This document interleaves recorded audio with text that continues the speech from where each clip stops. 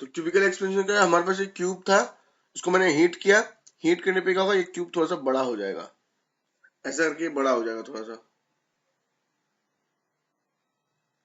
ठीक है। ये क्यूब क्या हो गया, थोड़ा सा बड़ा हो गया।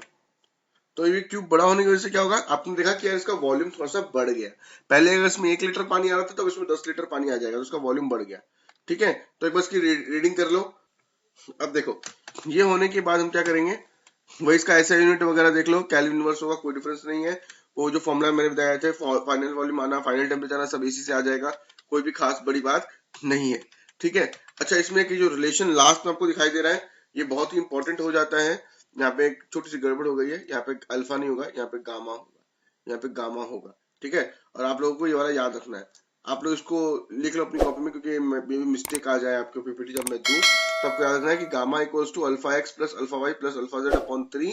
अल्फा एक्स क्या होता है, अल्फा वाई क्या होता है, अल्फा जेड क्या होता है, मैंने आपको तीनों बता दिया। और मैं फिर से बता देता हूँ, the expansion along X axis alpha X, expansion along Y axis alpha Y, expansion along Z axis alpha Z. तो जो भी वॉल्यूम एक्सपैंड होता होगा वो तो तीनों एक्सिस में ही एक्सपैंड हो रहा होगा, है ना। तो हमने उसी को यहाँ पे ले लिया है। तो आपको क्या करना है, टोटल वॉल्यूम एक्सपेंशन निकालने के लिए alpha X plus alpha plus alpha Z by 3 करना होगा। आर अगर आइसोट्रोपिक सॉलिड होगा, आइसोट्रोपिक सॉलिड का मतलब alpha X equals to alpha Y equals to alpha Z equals to alpha. तो मैं बोल सकता हूँ अल्फा प्लस अल्फा इनके 3 अल्फा, अल्टीमेटली आपको मिलेगा ये वाला आंसर, ठीक है। आगे देख लेते हैं। आप लोगों को ये जो नोटेशन यहाँ दी हुई है, इनको आपको अपनी कॉपी में लिख लेना है, ठीक है। क्या है, अल्फा, अगर मेरे पास अल्फा है तो बीटा क्या हो जाएगा, 2 अल्फा के बराबर, गामा क्या हो जाएगा, 3 अल्फा के बराबर।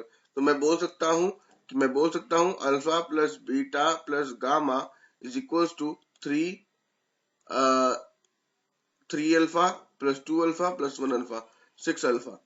या फिर हम लोग एक इक्वेशन भी बोल सकते हैं कि alpha plus beta equals to gamma. क्यों, अल्फा प्लस बीटा यानी कि 3 अल्फा, और गामा कितने के बराबर है, 3 अल्फा के बराबर है। तो हम लोग ये इक्वेशन भी लिख सकते हैं। तीनों का जब रेशियो निकालेंगे तो क्या आएगा, 1:2:3। आई होप दिस इज क्लियर। अब देखो, वेरिएशन ऑफ डेंसिटी को थोड़ा सा, डेंसिटी को हम थोड़ा सा देख लेते हैं, ठीक है। यहाँ पे ध्यान से देखो, यहाँ पे क्या बोल रहा है कि लाइन बाय लाइन बताऊंगा, पढ़ा हुआ है तुम लोगों को पहले से पता है, देख लो कि वॉल्यूम ऑफ सॉलिड इंक्रीज होगा तो क्या होगा, डेंसिटी डिक्रीज होना चाहिए।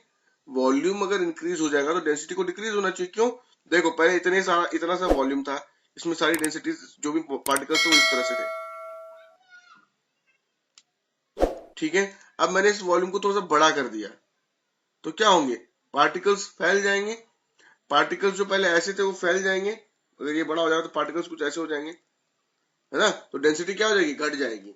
तो जब भी वॉल्यूम इंक्रीज करेगा तो डेंसिटी डिक्रीज कर जाएगी। अब हम लोग यही पता करेंगे कितनी डिक्रीज करेगी वगैरह चेक करेंगे। तो हमें पता है mass equals to what, volume into d1। लेकिन जब आपने इसका वॉल्यूम बढ़ा दिया तो डेंसिटी भी बढ़ गई होगी, डेंसिटी में भी चेंज आ गया होगा, लेकिन क्या मास चेंज होगा, क्या नहीं। तो आप बोलेंगे m equals to v1 d1 equals to v2 d2। So I can write simply here v1 d1 equals to v2 d2। But हमें एक और बात पता है कि वॉल्यूमेट्रिक वाला v2 इक्वल्स टू ये वाला फॉर्मूला होता है। इस फॉर्मूला का यूज किया जाए, मैंने d2 v2 के बदले वैल्यू पुट कर दिया v1 1 plus gamma t2 minus t1, ठीक है। क्या था equation, v1 d1 equals to v2 d2। तो मैंने v2 के बदले देखो पुट कर दिया यहाँ पे, ठीक है। तो v2 की वैल्यू यहाँ आ गई, कोई दिक्कत नहीं है। अब देखो d1, v1 कट जाएगा, d1 इक्वल्स टू d2, ये वाली इक्वेशन आ गई। यानी कि हम ये भी बात बोल सकते हैं कि gamma equals to initial density minus final density upon final density upon T2 minus T1, ठीक है। तो अगर आपको बोला जाए कि मैंने हीट किया है तो डेंसिटी में क्या चेंज आएगा, तो आप डेंसिटी भी निकाल पाओगे। I hope this is very much clear to you people को। अब आगे देखते हैं, इसका आंसर बताओ। इसका आंसर बताओ, इसका आंसर, वेरी गुड, इसका आंसर। अब देखो एप्लीकेशन ऑफ थर्मल एक्सपेंशन चलो देखते हैं। अब देखो, पहले हम लोग कुछ एक चीज पढ़ते हैं। देखो यहाँ पे आपको रेलवे ट्रैक दिख रहा होगा, वहां पे छोटा सा गैप दिख रहा है आपको, यहाँ पे देखो, यहाँ एक गैप दिख रहा है आपको, ये गैप, ये जो गैप है ये क्या है दोस्त, यहाँ पे ये जो गैप क्यों रखा गया होगा, आपको ये बात पता होनी चाहिए कि जब गर्मी पड़ती है तो ये एक मेटल है, मेटल एक्सपैंड करेगा तो क्या होगा, ये थर्मल स्ट्रेस यहाँ डेवलप नहीं होगी और ये लोग आराम से अपनी एक्सपेंशन कर लेंगे, ठीक है। लेकिन जब ठंड आएगी तो ये वापस से कॉन्ट्रैक्ट कर जाएगा, तो ये पीछे चला जाएगा, ठीक है। अब आप लोगों ने ज्योग्राफी में पढ़ा होगा एक बात कि रॉक्स, पत्थर जो होते हैं गर्मी के टाइम में वो एक्सपैंड कर जाते हैं हीट की वजह से, ठंड के टाइम में रात को वो कूल हो जाते हैं, ऐसे बहुत साल तक चलता है और वो पत्थर टूट जाते हैं, दे बिकम सॉइल। तो उसी तरह से अगर यहाँ पे ये गैप ना छोड़ा गया होता तो हर रोज थर्मल स्ट्रेस डेवलप होती, हर रोज थर्मल स्ट्रेस घटती रहती और ये जो रेलवे ट्रैक है टेढ़ा बेढ़ा हो जाता, बेंड हो जाता और कोई भी दुर्घटना हो सकती थी। इसीलिए हम लोग जनरली यहाँ पे गैप्स छोड़ते हैं। और गैप्स की वैल्यू कितनी होनी चाहिए, तो हमने अभी लीनियर कोफिशिएंट लीनियर देखा था, delta L equals to L alpha delta T, delta L equals to L alpha delta T. I hope ये तो हमने अभी पढ़ लिया, तो आई थिंक इसमें कोई दिक्कत नहीं आएगी। एक बार इनमें से तीनों पॉइंट पढ़ लो तो चलो एक क्वेश्चन देखते हैं आपको कितना समझ में आया बना करके। ये वाला बनाओ, चलो देखो। अब देखो यहाँ पे क्या बोला, एक रेक्टेंगुलर प्लेट है जिसमें सर्कुलर कैविटी दिख रही है, आपने क्या किया, इसको टेम्परेचर बढ़ाया, तो टेम्परेचर करने पे क्या होगा, एक्सपेंशन होगा, एक्सपेंशन होने पे क्या होगा, देखो ये जो दिख रहा है आपको, ये इसका हर एक डायमेंशन बढ़ जाएगा। मान लेते ये ऐसे बढ़ जाएगा,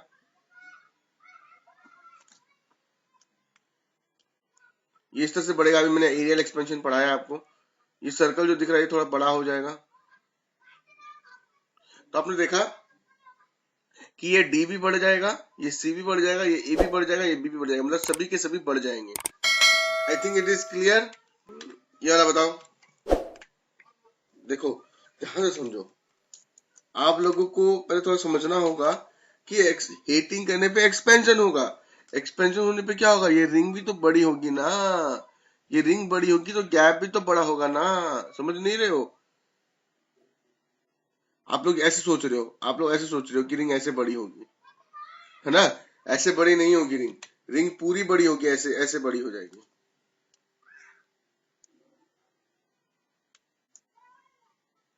तो गैप बढ़ जाएगा, गैप बढ़ जाएगा। I think it is clear, ठीक है। ये थोड़ा सा अगर विजुअलाइज कर लोगे तो बहुत अच्छा होगा, तभी अच्छे समझ में आएगा। चलो ये वाला आंसर बताओ, ठीक है देखते हैं, मैं इसको सॉल्व कर देता हूँ आप लोगों के लिए, रुको। हाँ देखो, अगर आप लोगों को याद हो तो आप लोग alpha equals to L2 minus L1 upon L1 T2 minus T1 formula था। मैं यहाँ पे ऐसे लिख सकता हूँ delta L upon L1 into delta T, ठीक है। आपने बोला लिखिए, हमें क्या जाता है, आपको पूछा गया है परसेंटेज चेंज इन लेंथ यानी कि delta L by L into 100 पता करना है। तो देखो यहाँ पे डेल्टा एल बाई एल तो पहले से है, अगर मैं अल्फा इंटू डेल्टा टी कर दूं तो डेल्टा एल बाई एल आ जाएगा, इंटू 100 कर देते दोनों तरफ, इंटू 100 तो परसेंटेज चेंज पता चल जाएगा, बिल्कुल पता चल जाएगा।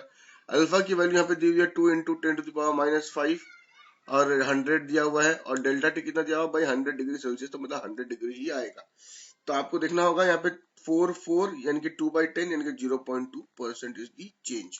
आई होप सभी के लिए क्लियर है ये वाला क्वेश्चन। अब चलो नेक्स्ट में चलते हैं, ये वाला बनाओ। तो देख लेते हैं, कंक्रीट स्लैब दिया जिसका लेंथ 10 मीटर है, तो L1 मैंने लिख लिया 10 मीटर दिया हुआ है। आपने बोला ठीक है, winter night when temperature is 0 degree Celsius, कोई बात नहीं। Find the length of the slab in summer day यानी कि L2 पता करना है, when temperature is 35 degree Celsius और T1 कितना है 0 degree Celsius. The coefficient of linear expansion भी हमें दे दिया गया है 1.0 इंटू 10⁻⁵ पर डिग्री कूलम। अब इसको हम लोग क्या करेंगे, L2 equals to L1 1 plus alpha del theta del del T करके हम लोग यहाँ पे वैल्यू पुट कर सकते हैं। L2 में पता करना है, L1 की वैल्यू 10 मीटर है, 1 प्लस अल्फा कितना दिया गया है 1.0 इंटू 10⁻⁵ इंटू डेल टी मतलब 35 माइनस 35। इसको जब सॉल्व करेंगे तो हमारा आएगा 10.0035 मीटर। I think this is clear to everyone. ये लास्ट क्वेश्चन फिर भी देख लेते हैं। एरिया ऑफ क्रॉस सेक्शन दिया हुआ 0.5 millimetre square into 10⁻⁻⁶ metre square is held between two fixed support if the wire is is just out at 20 degrees Celsius. Determine the tension when the temperature falls to 0 degrees Celsius. Coefficient of linear expansion of steel is, its Young's modulus is. अब अगर आप लोगों को याद हो तो मैंने आप लोगों को एक फॉर्मूला लिखवाया था थर्मल स्ट्रेस का। क्या लिखवाया था? थर्मल स्ट्रेस में मैंने फोर्स का फॉर्मूला क्या लिखवाया था आप लोग को? F equals to A Y alpha delta T. F equals to A Y alpha delta T. क्या एरिया यहाँ दिया हुआ है? हाँ। क्या वाई दिया हुआ है? हाँ। क्या अल्फा भी दिया हुआ है? यस। क्या हमें डेल टी दिया हुआ है? बिल्कुल दिया हुआ है। बस इसको हमें सॉल्व करना है। सॉल्व करने पे हमारा आंसर आ जाएगा 24 न्यूटन। अब देखो, आप लोगों ने अपने घर के आसपास में इलेक्ट्रिकल लाइंस को देखा होगा। इस तरह से ग्रिड में वो इलेक्ट्रिकल वायर्स लगे हुए होते हैं, ठीक है। इस तरह से देख लो यहाँ पे। तो ड्यूरिंग कोल्ड डेज में क्या होते हैं, ये वायर्स इस तरह से टन जाते हैं, एंड ड्यूरिंग समर डेज ये ऐसे झूल जाते हैं। Why? Because during hot day ये क्या हुआ है? एक्सपेंशन हुआ है। ड्यूरिंग कोल्ड डे ये क्या हुआ है? कॉन्ट्रैक्शन हुआ है। कॉन्ट्रैक्शन मतलब लेंथ डिक्रीज, इसलिए ऐसे हो गए। इसमें लेंथ इंक्रीज तो ये ऐसे हो गए, ठीक है।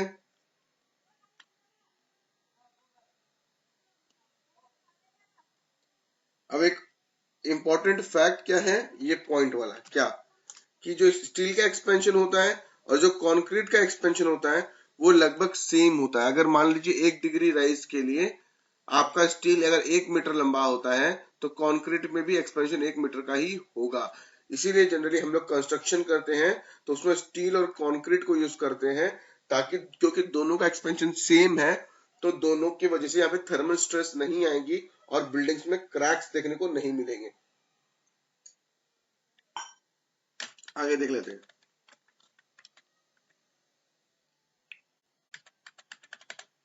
आंसर बताओ।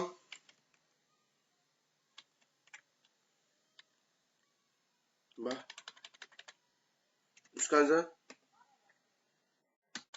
Very good. अब by metallic strip, measuring tape and pendulum clock. देखो बेसिकली इसमें कुछ ऐसा है नहीं जो मैं आपको समझाऊं, इसमें बस स्टेटमेंट्स रहेंगे और आप लोगों को समझना होगा कि अच्छा इसका मतलब ये होता है, इसका मतलब ये होता है, इसका मतलब वो होता है। मैं आपको कोई एग्जांपल के तौर पे समझाता हूँ, देखिए। अब देखिए बायोमेट्रिक स्ट्रिप क्या होती है। बायोमेट्रिक स्ट्रिप्स वो होती हैं जो डिफरेंट मटेरियल से बनी होगी। आप यहाँ पे एक स्ट्रिप को देख पा रहे होगे, एक ऊपर की साइड से ब्रास से बनी हुई है, नीचे की साइड से ये आयरन की बनी हुई है, ठीक है। अब एक बात समझना कि क्योंकि जब ये स्टिक दोनों को एकदम चिपका के रखा हुआ है, ठीक है, चिपका के रखा हुआ है, तो अब क्या होगा कि जैसे इनको हीट किया जाएगा तो एक में भी ऐसा हो सकता है कि ज्यादा एक्सपैंड करे और दूसरा ऐसा हो सकता है कि कम एक्सपैंड करे, है ना। तो different expansion will be there for different temperature. तो ये जो बायोमेट्रिक स्ट्रिप का प्रिंसिपल क्या हो जाएगा, different metal expand differently from the same rise of temperature, ठीक है। तो आप सोच रहे हैं बैंड क्यों हो गई, कि देखो एक बात समझो। मान लेते हैं मैं बोल रहा हूँ कि ब्रास जो है वो ज्यादा एक्सपैंड करता है, स्टील जो है वो, आयरन जो है वो कम एक्सपैंड करेगा, ठीक है। तो अगर ब्रास ज्यादा एक्सपैंड करेगा तो देख लो, आप खुद ही देखो, यहाँ पे लेंथ ज्यादा आएगी और अंदर की साइड में लेंथ थोड़ी सी कम आएगी, इसीलिए इस डायरेक्शन में बैंड हो गया। अगर आयरन आपका ज्यादा एक्सपेंड करता तो आयरन ऐसा हो जाता और ब्रास अंदर की तरफ आ जाता। ये देखो ऐसे।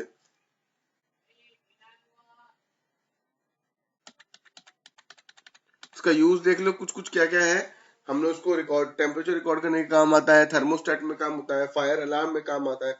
फायर अलार्म में किस तरह से काम आता है यहाँ पे दिखा देता हूँ मैं आपको। मान लेते हैं कि यहाँ पे फायर आई, फायर आने पे क्या होगा, ये स्ट्रिप बेंड कर जाएगी, बेंड करेगी तो क्या होगा, सर्किट को टच करेगी, सर्किट को टच करने पे सर्किट कंप्लीट हो जाएगा, सर्किट कंप्लीट होने पे ये अलार्म बेल बजना शुरू हो जाएगा। देखो आपका मान लेते हैं एक रेलवे ट्रैक है, ठीक है, ये रेलवे ट्रैक है ऐसे करके, ठीक है, ये रेलवे ट्रैक है। अगर मैं इसको यहां से देखूं तो मुझे कुछ कुछ आई शेप जैसा दिखाई देगा, है ना। तो आप देखो जब ये हीट होगा ना तो ये इक्वी डायरेक्शन में होगा, ये मतलब क्या बोलते हैं उसको, आइसोट्रोपिक है, तो लेंथ भी बढ़ेगी, ये सब विड्थ भी बढ़ेगी। लेकिन एक बात को समझो दोस्त, विड्थ बढ़ेगी तो कोई दिक्कत नहीं होगी, यहाँ पे खुला आसमान है, यहाँ पे ये एक्सटेंड करेगा तो कोई दिक्कत नहीं आएगी। लेकिन अगर सामने वाले केस में अगर मैं एकदम सटा सटा के दूसरा लगा दूंगा तो यहाँ पे एक्सपैंड करेगा, तो यहाँ पे थर्मल स्ट्रेस इंड्यूस होना शुरू हो जाएगी लीनियर के टाइम पे, इसलिए उसमें लीनियर को कंसिडर करते हैं। क्या ये बायोमेट्रिक स्ट्रिप हो गया? उसके बाद देख लेते हैं हम लोग, ये एक छोटा सा मैंने बना दिया है। हायर टेम्परेचर पे ब्रास ज्यादा एक्सपैंड करता है इसलिए वो उस तरह से फोल्ड हो जाता है, लोअर टेम्परेचर पे ब्रास कॉन्ट्रैक्ट कर जाता है तो वो ऐसा एक्सपैंड हो जाता है। ठीक है, और कुछ नहीं है इसमें। अब मेजरिंग टेप्स देखिए, आप लोग यहाँ पे देखते होंगे, आप लोग का ये जो मेजरिंग टेप्स होता है जो हम लोग मेजर करने के लिए यूज करते हैं, जनरली इसको हम लोग इनवार स्टील से बनाते हैं। किससे बनाते हैं? इनवार स्टील से बनाते हैं। क्यों? क्योंकि इसका जो कोफिशिएंट ऑफ लीनियर एक्सपेंशन है बहुत ही कम है, मतलब टेम्परेचर चेंज होने के साथ साथ ये बहुत कम एक्सपैंड करता है। अब आप सोच लेंगे इससे क्या फायदा, एक्सपेंशन कम क्यों करवाना चाहिए? तो देखो एक बात मैं आपको बताता हूँ, ये मेरी टेप है, ठीक है, ये इसमें रीडिंग डाली हुई है, ठीक है, मान लेते हैं ये 1 है, ये 2 है, ये 3 है, ये 4 है। मैंने इसको हीट किया तो मैं इस साइड को जूम कर रहा हूँ, मैंने अगर इसको हीट किया तो क्या हो जाएगा, ये थोड़ा सा बड़ा हो जाएगा, मतलब जो पहले पहले 1 यहाँ हुआ करता था वो 1 यहाँ आ जाएगा, जो पहले 2 यहाँ हुआ करता था वो 2 यहाँ आ जाएगा, जो 3 पहले यहाँ हुआ करता था वो यहाँ आ जाएगा, तो हमारी रीडिंग्स चेंज हो जाएगी। इसीलिए हम लोगों को ऐसा यूज करना होगा जो हीट करने पे यानी कि समर डेज में बहुत ही कम एक्सपैंड करे, तो इसीलिए हम लोग इनवर स्टील से बनाते हैं। तो हमारे लिए बहुत इंपॉर्टेंट क्वेश्चन बन जाता है कि इनवर स्टील को किस तरीके से यूज किया जाता है, क्योंकि इनवर स्टील का कोफिशिएंट ऑफ एक्सपेंशन बहुत कम होता है, इसलिए उसको मेजरिंग टेप में यूज किया जाता है। ठीक है, अब पेंडुलम क्लॉक देख लेते हैं। देखो पेंडुलम क्लॉक क्या होती है, आप लोगों ने देखा होगा कि घंटा बजता है, टंग 12 बजते ही 1 बजा, फिर टंग, फिर 2 बजा, फिर टंग, ऐसा घंटे बजने वाली क्लॉक को हम लोग क्या कहते हैं? पेंडुलम क्लॉक भी कहते हैं। और हमने टॉम एंड जेरी में ऐसी क्लॉक्स बहुत देखी है जिसमें टुक टुक टुक टुक करके आपका पेंडुलम चलता था, है ना? तो उस पेंडुलम का टाइम पीरियड जनरली क्या होता है, आपने पढ़ लिया है, T equals to 2 pi root over 1 by G, L by G, oscillations में पढ़ा है हमने ये, T equals to root over 2 T equals to 2 pi root over L by G. ठीक है, अब देखिए समर के अंदर में क्या होता है, पेंडुलम की लेंथ इंक्रीज हो जाती है, पेंडुलम की लेंथ इंक्रीज हो जाती है।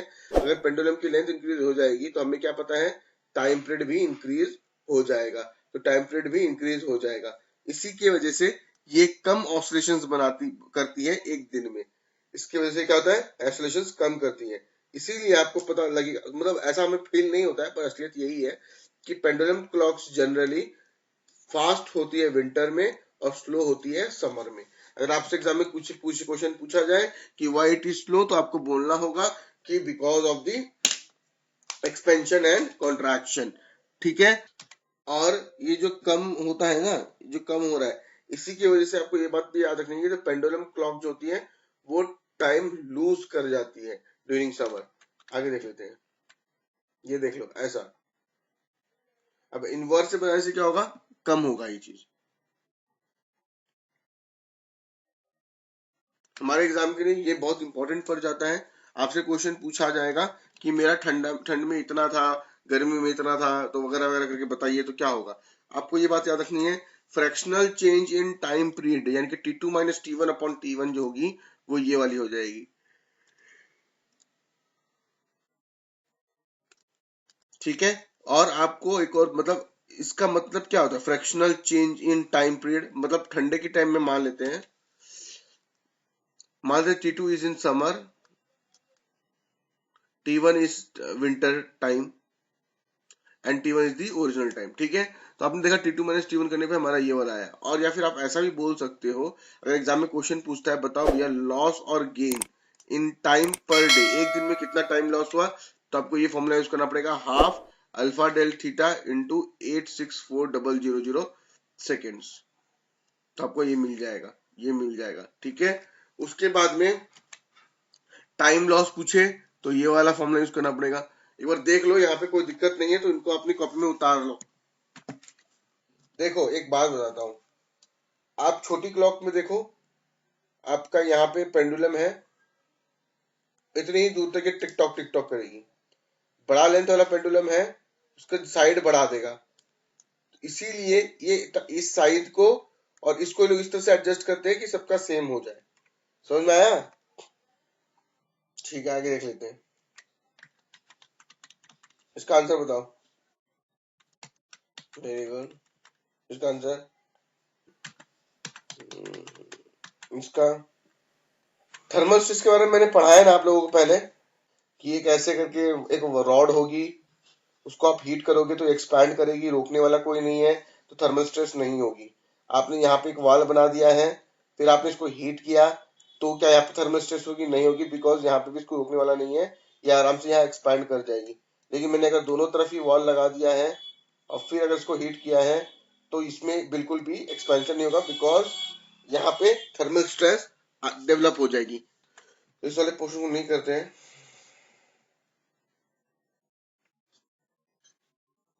इसका आंसर बताओ। हाँ, दोनों में आएगा ना, एक्सपेंशन और कॉन्ट्रैक्शन में। अब देखो, अगर आपका यहाँ पे एक वॉल है, यहाँ पे अगर दूसरी वॉल है, आप उसको ठंडा करोगे तो क्या होगा? ठंडा करने पे ये क्या होगा कि ये छोटा होने की कोशिश करेगा, लेकिन ये वॉल्स के सटा हुआ है, वॉल्स में चिपका हुआ है, तो वॉल्स इसको यहाँ जाने नहीं देगी, तो यहाँ पे टेंसाइल फोर्स डेवलप हो जाएगी। तो whenever there is tensile force due to stress we call it thermal stress। तो एक्सपेंशन भी होगा, कॉन्ट्रैक्शन भी होगा। इसका आंसर बताओ। Answer will be B. Thermal stress produced is very large. Generally large होती है, ये शायद क्वेश्चन में कुछ इनकम्प्लीट है ये, ठीक है लोगों। इसका आंसर बताओ। रेडियस पर डिपेंड होना चाहिए, बिकॉज एरिया आता है। शायद मैंने इसमें कोई गलत मार्क कर दिया, ठीक है। इसका आंसर ए होना चाहिए, डी कैसे हो रहा पता नहीं, मे बी मिस्टेक से मार्क हो गया।